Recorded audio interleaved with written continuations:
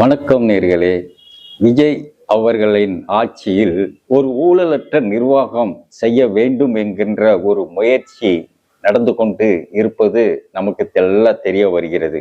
அதாவது இந்த ஆட்சியில் எதுவுமே வெளிப்படைத்தன்மையா எதுவுமே சொல்ல மாட்டேங்கிறாங்க. கசிவிகள் மூலமா தான் நாம சில நிகழ்ச்சிகளையும் செய்திகளையும் நாம பகிர வேண்டியதா இருக்கு. அதாவது ஒரு 2-3 நாளைக்கு முன்னாடி நம்ம எல்லாம் ஒரு வீடியோ பார்த்துருப்போம். அதாவது ஒரு அரசு ஊழியர் சக அரசு ஊழியர்களிடம் அவர் பேசுகிறார். நாம இந்த அரசு நம்மள ரொம்ப தொந்தரவு பண்றாங்க. அதாவது பாக்கெட்ல ஒரு 1000 ரூபாய்க்கு மேல வைக்கக்கூடாதுன்றாங்க. அதே மாதிரி ஜிபேல யாரும் 5000 ரூபாய்க்கு மேல போடக்கூடாது அப்படின்னு சொல்லி டிரான்ஸ்ஃபர் பண்ணக்கூடாதுன்னு சொல்லி நம்மள கட்டுப்படுத்துறாங்க. இது என்ன இந்த மாதிரி இருந்தா நம்ம அவசரத்துக்கு கையில போற ஒரு மண்டையடி தலையடி வருது, ஒரு 5000 10,000 கையில வச்சிருப்போம், ஜீப்ல யாரும் அனுப்புவாங்க. இந்த அரசு நம்மளை இப்படி சந்தேகப்பட்டு நம்மள நெருடல் பண்ணுத அப்படின்னு சொல்லி மற்ற சக ஊழியர்களிடம் பேசும்போது சொல்லுகிறாங்க. அதாவது ஏதாவது மந்திரி வந்தா நீங்க என்ன பண்ணுங்க, மாலை அவருக்கு ஃபுல்லா பந்தல் போடுறது, டீ காஃபி கொடுக்கறது, இதெல்லாம் நம்ம டிபார்ட்மெண்ட் சைட்ல நம்ம செய்யறோம். இதுக்கெல்லாம் காசுக்கு நம்ம எங்க போவோம், நம்ம கை காசை போடுவோம். அப்போ இந்த அரசு நம்மள ஊழல் செய்ய தள்ளுது உள்ள. மற்றவங்கள்ட்ட காசு வாங்கி நீ எதை எனக்கு பண்ணு போனா எதாவது செய்யுங்கிறது செய்யுது. அதனால இனிமேல் அதெல்லாம் செய்யாதீங்க. வந்தா சாப்பிட்டு போறாங்க, எதுவும் பண்றாங்க, அவங்க வேலையை நம்ம வேலை செய்ய வந்திருக்கோம், அவ்வளவுதான் அப்படின்னு சொல்லி அந்த நிர்வாகி சக ஊழியரிடம் கடிந்து பேசுகிறார். அப்போ அங்க ஒரு அரசு ஊழியர்கள் மத்தியில ஒரு நெருக்கடி இந்த அரசு கொடுக்கப்படுது அப்படிங்கிறது தெரிய வருது. நல்ல விஷயம்தான். ஆனாலும் டோட்டலா ஊழலை ஒழிக்க முடியுமா? முடியாது. மக்கள் திலகம் எம்ஜிஆர் முத ஆட்சிக்கு வந்த உடனே இந்த முயற்சியை தான் செஞ்சாங்க. வந்த உடனே ஊழலை ஒழிச்சிருவேன் அப்படி இப்படின்னு எல்லாம் செஞ்சாங்க. ஆனாலும் அதுக்கப்புறமா அதிமுக ஆட்சி எப்படி இருந்ததுன்னு தெரியும். அதே மாதிரி ஆரம்பத்திலே இவங்க ஒன்னதான் பண்ண கூட கடைசி வரைக்கும் அதே மாதிரி இருந்துட்டாங்கன்னா நல்லா இருக்கும். இன்னைக்கு நிறைய இடத்துல பத்திரப்பதிவுத்துறை அது போல ஆடியோ ஆபீஸ்ல எல்லாம் ரைடு விடுறாங்க, பணத்தை எக்ஸ்ட்ரா இருக்க பிடிச்சிட்டு வராங்க. அதுக்கு யாரு காரணம், எப்படி யாராவது அரெஸ்ட் பண்ணாங்களா, வேலையில விட்டு நீக்கினாங்களா, எதுவும் தெரியல. ஸோ இந்த மற்ற எல்லா டிபார்ட்மெண்ட்லயும் இப்ப என்ன நடக்குதுன்னா, இவங்க அரசு விழிப்பா இருக்கு, ஏதோ நம்ம மேல தப்பு கண்டுபிடிக்கிறதுக்கு தயாரா இருக்கிறாங்க. கவர்மெண்ட் ஆஃபீஸ்ல ஒரு வேலையா போனா டக்குன்னு வேலையை முடிச்சு கொடுத்துட்றாங்க. ஊழல் வாங்குறதுக்கு பயப்படுறாங்க.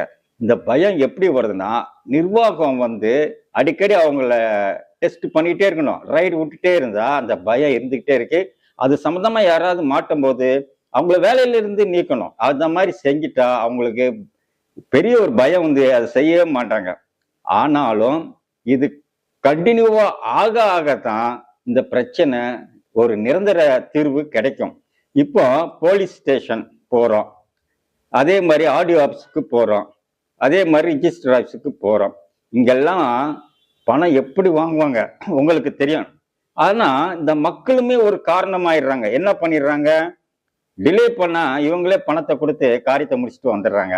அவன் ஒழுங்கா இருந்தாலும் இவன் கெடுத்து விட்டுருவான். அதனால இந்த ஊழலை என்ன பொறுத்த வரைக்கும் ஒழிக்க முடியாது. கொஞ்ச நாள் சைலண்டா இருப்பாங்க, அதுக்கப்புறமா இப்படி வாங்குறவன் கீழே இப்படி கையை வச்சு வாங்க போறான், யாருக்கும் தெரியாம வாங்க போறான். மக்களும் கொடுப்பாங்க, ஏன்னா அவனுக்கு வேலை முடியணும்ல. அதனால இது அப்படிதான் இருக்கும். இதையும் இந்த தாவக அரசு இதுக்கு ஏதோ வழிக்கும்பி சரி பண்ணிச்சுன்னா ஐயோ கோடி கும்பிடுங்க அந்த அரசுக்கு. இதில் பாத்தீங்கன்னா போக்குவரத்து துறை, இதுவும் செய்தி கசிவும் தான் வந்திருக்கு, வெளிப்படையா சொல்ல மாட்டேங்கிறாங்க. நஷ்டத்துல போத அது எப்படி நம்ம மீட்டு எடுக்கிறது அப்படின்னு சக அதிகாரிக கிட்ட நம்ம முதல்வர் அவர்கள் பேசியிருக்கிறாங்க. அப்படி பேசினதுல என்ன வந்திருக்கு, இன்னைக்கு கொரியர் சர்வீஸ், மற்ற பிரைவேட் பஸ்லாம் கொரியர் சர்வீஸ் அலோவ் பண்றாங்க. அந்த கொரியர் சர்வீஸ்ல நிறைய பார்சல் சென்னைக்கு வருது, சென்னையில இருந்து வெளியும் போகுது, அது மூலமா ஒரு இன்கம் கிடைக்கும். ஸோ அது நம்ம ஒரு 1000 பஸ் சென்னைக்கு வர்ற பஸ்ஸுங்களை தமிழ்நாட்டு பல பகுதியிலிருந்து வர பஸ்ஸுகளை கொரியர் சர்வீஸ்க்கு அலோவ் பண்ணுவோம், அதுக்கு ஒரு இடம் ஒதுக்குவோம். அப்போ இந்த நஷ்டத்தை ஓரளவுக்கு சரி கட்டும். இது நல்லபடியாக நடந்தால் நிறைய இடத்துல நம்ம நிறைய பஸ்ஸுகளை இதை மாதிரி மாற்றலாம்னு சொல்லி ஒரு ஐடியா பண்ணியிருக்காங்க. நல்ல விஷயம்தான். ஏன்னா பக்கத்து கிராமத்துலேருந்து டவுனுக்கு இப்போ ஏற்கனவே வியாபாரிகள் பண்ணிட்டு தான் இருக்காங்க. இப்போது என்ன ஆயிரும், கண்ட்ராக்டர்ஸ் இப்படி வாங்கி அப்படி வச்சுக்குவான், சில கண்டக்டர் டிக்கெட் கொடுப்பான். இப்போ இது அரசாங்கம் அதுக்குன்னு ஒரு டிக்கெட்டை நிர்ணயிச்சு கொடுக்கும்போது அது பதிவு செஞ்சு வாங்கணும். அதனால ஒழுங்கா அது அரசாங்கத்துக்கு போகும். இப்போ பக்கத்து டவுன்ல இருந்து இன்னொரு டவுனுக்கு அவன் பொருளை எடுத்துட்டு போய் வியாபாரி விற்கணும்னா இப்போ ஒரு ரிக்ஷாவோ அதுவோ ஆட்டோ ரிக்ஷாவோ பிடிக்க தேவை, டக்குன்னு தூக்கி போட்டு அவன் கொண்டு போய் வியாபாரத்தை பார்க்கலாம். ஸோ பல வகையில் இது அரசாங்கத்துக்கு லாபமான ஒரு விஷயம்தான். நல்லா செய்யட்டும். அது போல இன்னும் நிறைய திட்டங்கள் பண்ணிட்டு இருக்கிறாங்க. ஆனா எதுவுமே வெளிப்படைய வர மாட்டேங்குது. பட்ஜெட்ல நம்ம பார்ப்போம்.